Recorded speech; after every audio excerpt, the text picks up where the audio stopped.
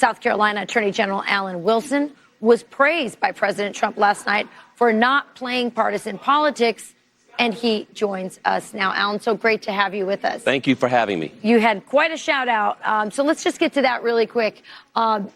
President Trump grateful for attorney generals who are fighting back against this organized effort at what he calls election interference. Oh, absolutely. Well, he can appreciate what Republican attorney generals are doing around the country, obviously standing up for what the Biden administration refuses to do, which is defend the southern border of our country, to enforce the laws and not use the criminal justice system to attack its own citizens. Absolutely. Let's talk about the race. So give us some historical perspective about what is happening or what happened last night in the election. Last night, I think, was historical. I mean, you had a former governor, first daughter of South Carolina, lose by 20 points. That is huge. Now, I know people are trying to qualify it, but there were 3 ballot questions on last night's election. There was a ballot question on tort reform, judicial reform, and on closing South Carolina's primaries. The question that performed the worst, they were all supermajority questions between 70 and 90%.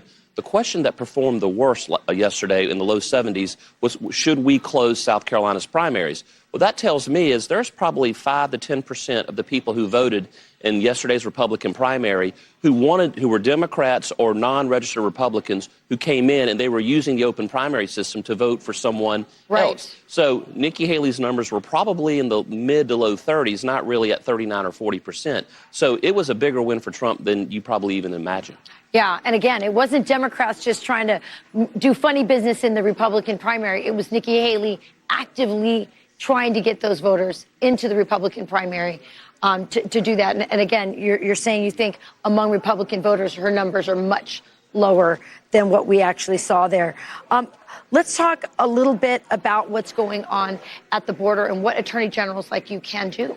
Well, first off, what you're seeing happen at the southern border is making every state a border state. In South Carolina, over the last couple of years, I've had to go after Mexican drug cartels trafficking in hundreds and thousands of grams and kilograms of fentanyl and other types of drugs and narcotics into South Carolina. We're having people die. So this is an incredibly important issue for me because South Carolina is every much a border state as, say, Texas or Arizona because of the drugs and the crime that's coming in here. Look at what happened in our neighboring state of Georgia just this week. It's tragic. And they need to do something on the southern border, and they're not doing it. We will, and when President Trump gets there, it'll get closed. Can you give me one last question and a quick answer?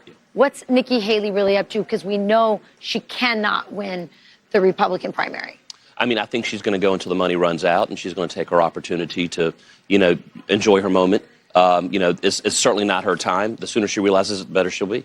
All right. Sounds good. It's really great seeing you. Thanks for joining us this morning. Thank you. All right.